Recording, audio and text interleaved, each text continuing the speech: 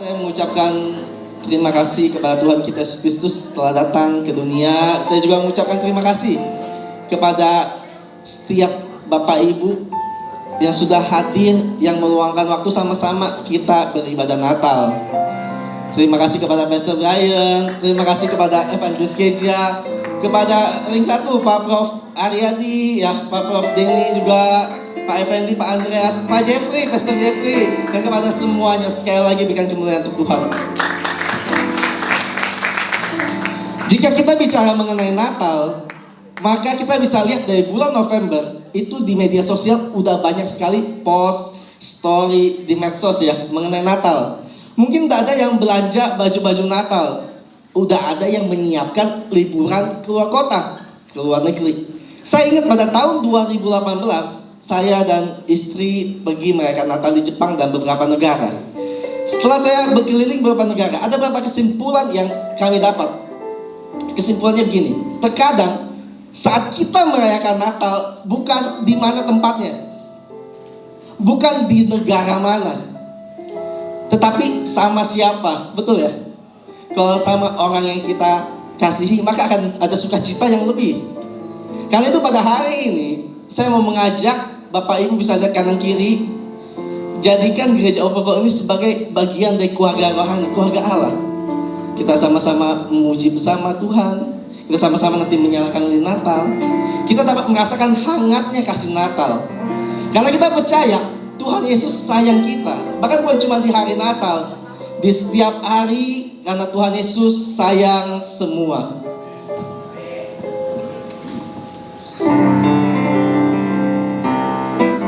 Yang semua Yesus sayang semua, sayang semua. Sayang mama, sayang papa, sayang kakak, sayang adik, sayang kakak, sayang semua. Boleh bantu di next slide. Kita memiliki budaya di gereja Overflow bahwa tema Natal kita di akhir tahun ada tema besar dari tahun depan. Dan tema Natal kita di tahun ini adalah next, ya. Markus 1 ayat 38 mengatakan bahwa Yesus berkata kepada mereka, "Aku datang untuk memberitakan firman di kota selanjutnya, di next." Itulah tujuan Yesus datang ke dunia. Itulah tujuan aku datang ke dunia. Wow, tujuan Yesus datang ke dunia. Tahukah saudara bahwa tujuan Yesus datang ke dunia adalah tujuan dari Natal? Saya ulang sekali lagi, tujuan Yesus datang ke dunia harusnya sama dengan tujuan dari Natal. Karena Natal berarti Yesus datang ke dunia. Kalau begitu ini ayat Alkitab yang next banget, yang Natal banget. Kita garis bawahi kata next. Salah satu tujuannya adalah next. Tentunya kita semua senang mendengar kata next. Iya, saya juga suka. Next dalam terjemahannya berarti sesuatu yang ke depan, sesuatu yang maju, yang lebih, tahapan selanjutnya. Contoh, usaha kita masuk another level. Wow, enak ya. Kita naik kelas di sekolah, masuk tahapan selanjutnya. Yang lulus sekolah dapat beasiswa ke luar negeri. Wah, next level nih. Yang baru diputusin pacar, next, ganti pacar baru. Ya, kata next itu semua orang suka denger ya. Tapi tahukah Anda bahwa jika kita ingin masuk tahapan selanjutnya, jika kita ingin melewati ke destinasi selanjutnya, harus ada jalan yang dilewati. Jika kita ingin masuk dalam jalan selanjutnya, tentunya ada jalan yang dilewati. Alkitab mengatakan, Yesus berkata, "Akulah jalan, kebenaran, dan kehidupan." Jadi kalau kita pengen next, kita pengen masuk dalam tahapan selanjutnya, dan kita harus melewati jalan, kita harus melewati the way. Tenang aja, Jesus said, He is the way, the truth, and the life. You are the way, the truth, and the life. I live by faith and not by sight. For you, living out for you. You are the way, the truth, and the life. I live by faith and not by sight. For you, living out for you. Boleh dibantu next slide lagi. Tadi kita bicara mengenai tahapan selanjutnya, kita bicara mengenai jalan. Kita akan sama-sama lihat secara singkat saja bagaimana Yesus melewati sebuah jalan. Yesus melewati jalan kehidupannya semasa hidup. Yesus lahir di Bethlehem, besar di Nazaret. Ia dibaptis di Sungai Yordan, dicobai di padang gurun. Dia melakukan mukjizat pertama di Kana, menemukan 12 muridnya di Galilea. Yesus menobatkan wanita Samaria, tentunya di Samaria. Yesus pernah pergi ke Tirus, ke Sidon, ke Yudea, ke Yeriko, dan ke Betania. Yesus melakukan doa terakhir di Taman Getsemani, kemudian mati di kayu salib di Bukit Golgota, bangkit dan naik ke surga di Bukit Zaitun. Ini adalah perjalanan Yesus, perjalanan hidup Yesus, juga perjalanan kerohaniannya, spiritual journey. Bagaimana dengan kita? Seharusnya kita, setiap orang percaya, enggak cuma memiliki pengalaman hidup saja, tapi kita juga memiliki perjalanan kerohanian, perjalanan iman. Kalau kata Ayub, dulu aku cuma dengar dari kata orang, tapi hari ini aku kenal sendiri Tuhan. Setiap kita juga memiliki perjalanan iman kita mengenal Tuhan. Jadi ada perjalanan kehidupan kita, pengalaman kita, ada pengalaman kerohanian. Kalau begitu, next dalam tema Alkitab ini, dalam tema Natal ini, bukan saja bicara mengenai next dalam berkat kita bertambah, bukan. Bukan juga cuma next dalam iman kita yang bertambah, enggak. Tetapi dua-duanya bersama, menyeluruh. Tuhan datang membuat berkat pertumbuhan secara menyeluruh. Dikatakan bahwa Tuhan datang memberikan harapan, memberikan masa depan yang penuh harapan. Sampai kapan? Sampai akhirku menutup mata. Sampai akhir ku menutup mata, tetap setia menanti janjimu. Sampai ku tahu akan mahkota kehidupanku, ku tetap setia melayanimu. Kita next slide lagi. Lalu gimana caranya supaya kita bisa masuk dalam tahapan selanjutnya, next itu? Pertama adalah fokus on your own track with God. Alkitab mengatakan kita memiliki perlombaan iman. Setiap kita memiliki perlombaan iman. Fun fact-nya adalah manusia kadang suka lihat kanan dan kiri, betul atau betul? Rumput tetangga selalu lebih hijau, kelihatan lebih menarik. Kadang kita suka ngeliatin lomba atau hidup orang lain. Lihat tetangga kita, gitu. Saudara kita yang ini, gini. Tau gak teman kita yang dulu di sekolah, sekarang kayak gini loh. Lihat ya dia, baru kemarin jatuh. Ada dosa apa ya? Ternyata kebanyakan kita kadang suka lupa fokus sama jalan kita masing-masing. Hari ini yuk kita kembali, kita fokus on your own track, jalan kita masing-masing dalam Tuhan. Ada sebuah kisah mengenai Simon Petrus. Suatu kali Simon Petrus melihat Yesus ditangkap di Taman Getsemani. Kita semua tahu ceritanya. Saat Yesus ditangkap di Taman Getsemani, Simon Petrus mengambil pedang. Dia memotong salah satu telinga orang yang menangkap Yesus, betul? Apa yang Yesus lakukan? Apa yang Yesus katakan? Yesus sambung lagi telinganya. Simon Petrus menolong Yesus seperti itu karena dia sayang. Bagi Simon Petrus, ini ada guru yang saya hormati, ada orang yang saya kasihi.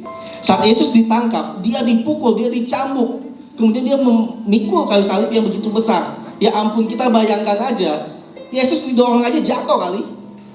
Dia dicambuk, udah keluar banyak darah, tapi dia disuruh memikul kayu salib yang begitu besar. Muncullah Simon dari Kirene. Simon dari Kirene membantu Yesus memikul kayu salib sampai ke Bukit Golgota. Simon yang kali ini enggak dimarahin. Apa bedanya Simon yang pertama dan Simon yang kedua? Kok Simon yang pertama dimarahin, Simon yang kedua enggak dimarahin? Ternyata begini bedanya. Simon Petrus mencoba mengeluarkan Yesus dari jalan salib. Gak usah disalib. Simon de Kirene menemani Yesus sampai jalan salib. Bapak, Ibu, dan Saudara terkasih, saat kita sedang mengalami kesulitan, saat kita sedang mengalami sebuah proses, poinnya adalah bukan kita keluar dari proses tersebut, bukan kita mendengarkan orang lain yang menyuruh kita keluar dari proses tersebut. Udah gak usah percaya sama Tuhan Yesus. Bukan. Karena Tuhan akan kirimkan juga orang-orang dari seperti Simon de Kirene yang menemani kita, menguatkan kita.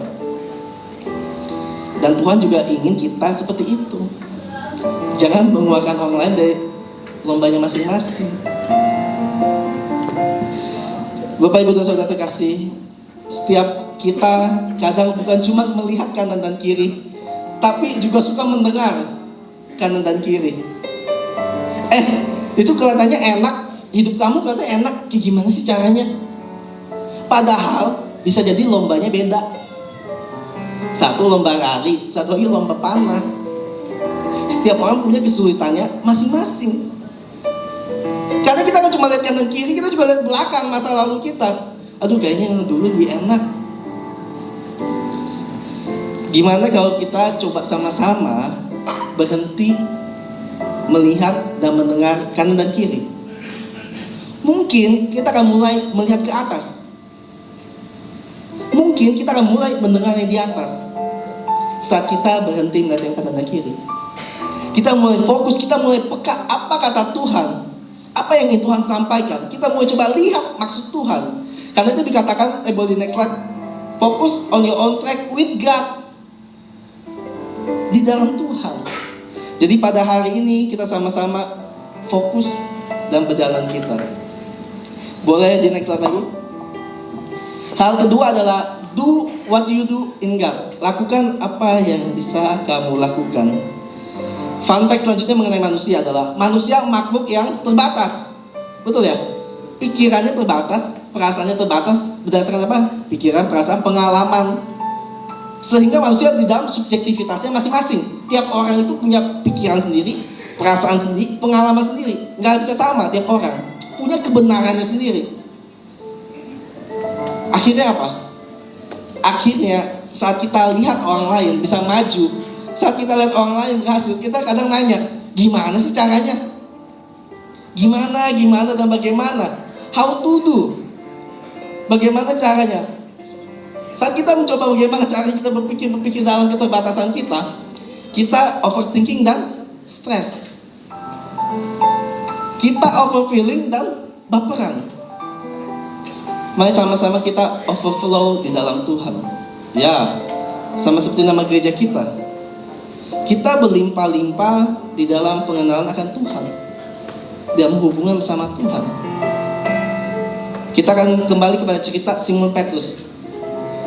Saat Simon Petrus memotong telinga tersebut, itu bukan cuma kesalahannya aja. Besokannya Simon Petrus menyangkal Yesus 3 kali. Betul ya? Bayangkan penyesalannya Simon Petrus. Dia sangat menyesal. Bukan lagi nasi udah jadi bubur, bukan. Yesus udah dikubur. Dia bukan lagi berharap kalau bulan bisa ngomong, enggak. Dia berharap mayat Yesus bisa dengar permintaan maafnya. Tahukah Bapak Ibu bahwa salah satu perpisahan yang paling menyedihkan adalah ditinggal mati oleh orang yang kita kasihi, oleh ayah kita, ibu kita, pasangan kita, orang yang kita sayang. Mungkin kita belum sempat mengucapkan terima kasih untuk sekali lagi. Mungkin kita belum sempat ucapkan minta maaf sekali lagi. Kita belum sempat katakan aku sayang kamu buat terakhir kalinya. Simon Petrus belum sempat. Tetapi suatu kali setelah Simon Petrus berhenti untuk overthinking, berhenti untuk overfeeling, dia mencoba melakukan apa yang dia bisa. Dia mulai do what you do. Apa yang Simon Petrus bisa, apa yang masa lalu dia lakukan apa? Nelayan. Dia mulai kembali menjadi nelayan. Itu yang dia bisa. Dia ingat bahwa Yesus pernah berkata, Simon Petrus, kamu akan menjadi penjala manusia, bukan penjala ikan. Simon Petrus nggak ngerti apa apa itu penjala manusia. Simon Petrus nggak tahu gimana caranya. Dia kembali lagi menjadi nelayan. Salah apa betul? Dia kembali menjadi nelayan. Salah atau betul, teman-teman? Salah. Tahukah Anda bahwa keluarga Simon Petrus butuh makan? Simon Petrus juga butuh makan. Wajar bagi Simon Petrus untuk kembali menjadi nelayan. Dikatakan di Alkitab bahwa dia berkata kepada murid-murid lain, aku ingin pergi menangkap ikan. Murid-murid lain berkata, izinkan kami ikut bersama engkau. Mereka pergi naik kapal, naik perahu dari pagi sampai malam dan tidak mendapat hasil apa-apa sampai besok siangnya. Keesokan siangnya mereka melihat seseorang berdiri di ujung pantai. Itu Yesus, tetapi berdiri dengan tubuh kemuliaan. Mereka udah gak kenal Yesus. Yesus berkata, hai anak-anak, apakah engkau mendapat ikan? Mereka berkata, tidak, kami tidak mendapat apa-apa. Yesus berkata, tebarkanlah jalamu sekali lagi. Saat mereka menebarkan jala mereka sekali lagi, wow, jala mereka penuh dengan ikan sampai terkoyak. Kemudian salah satu murid berkata, itu Yesus. Saat Simon Petrus mendengar itu Yesus, dia langsung buru-buru mengambil pakaian karena dia tidak memakai apa-apa. Dia langsung melompat ke air dan mengejar Yesus. Apa yang bisa kita ambil dari kisah ini? Ada beberapa hal yang bisa kita ambil. Pertama adalah Yesus enggak marah. Yesus enggak marah Simon Petrus pernah memotong telinga orang. Dia enggak ungkit. Di kisah-kisah selanjutnya saat pertemuan enggak ungkit. Dia enggak ungkit sama sekali. Petrus pernah menyangkal dia 3 kali. Enggak. Yesus enggak marah Simon Petrus kembali menjadi nelayan. Udah disuruh dia penjala manusia, enggak, dia enggak marah kayak gitu. Bahkan diberkati dengan begitu banyak ikan. Dia tahu dalam keterbatasan Simon Petrus lakukan aja yang bisa kamu lakukan. Setiap fokus bertanggung jawab buat keluargamu, lakukan aja. Nanti Tuhan yang berkatin. Hal kedua yang bisa kita ambil, kita lihat ceritanya nih. Dari pagi sampai malam nggak dapat ikan apa-apa sampai besok siangnya. Bapak Ibu dan Saudara terkasih, ini adalah realita kehidupan. Terkadang kita sudah bekerja keras, kita sudah mengejar mimpi kita sudah melakukan apapun yang kita bisa, tapi nggak tercapai. Ini adalah hal yang wajar, ini adalah realita kehidupan. Kemudian apa yang Yesus katakan kepada mereka? Yesus berkata mereka dengan ikan banyak kan? Apa yang Yesus katakan? Yesus bilang apa? Turunkan jalamu sekali lagi. Yesus enggak suruh dia mengganti apa yang mereka lakukan. Yesus enggak suruh mereka mengganti caranya kayak gimana. Gimana sih? Lakukan yang kamu lakukan sekali lagi. Do what you do. Tapi kali ini di dalam Tuhan, ada Tuhan yang menyertai. Karena saat kita melakukan apa yang bisa kita lakukan di dalam Tuhan, akan ada momentumnya, akan ada saatnya, akan ada kairos, akan ada waktu Tuhan di mana Tuhan yang memberkati kita. Hal ketiga yang bisa kita lihat dari kisah ini adalah bahwa ada satu nelayan tambahan. Bukan cuma Simon Petrus, bukan cuma murid-murid lain, tetapi ada satu orang lagi nelayan tambahan, yaitu Yesus. Saat Simon Petrus mendengar itu Yesus, Simon Petrus langsung mengambil pakaian. Hatinya langsung bergejolak. Hatinya seperti tertarik, seperti terpancing, seperti kena umpan. Dia langsung melompat ke air mengejar Yesus. Hari itu Yesus menjadi nelayan menangkap Petrus, menangkap hati Petrus. Dia nunjukin gimana itu penjala manusia. Umpannya adalah kasih Yesus. Dia ingat, Simon Petrus mungkin ingat bagaimana Yesus mengasihi dia. Simon Petrus ingat bahwa bagaimana dia mengasihi Tuhan kita Yesus Kristus. Karena itu dia langsung melompat. Hari itu Simon Petrus diajarkan bagaimana caranya menjadi penjala manusia, dengan menceritakan kasih Kristus yang sudah dia terima. Bapak, Ibu, dan Saudara terkasih, saya doakan setiap kita masuk dalam tahapan selanjutnya kehidupan kita, baik kerohanian kita, baik pengalaman hidup kita kali ini di dalam Tuhan. Amin. Saya undang Bapak Ibu bangkit berdiri, kita akan masuk dalam candlelight.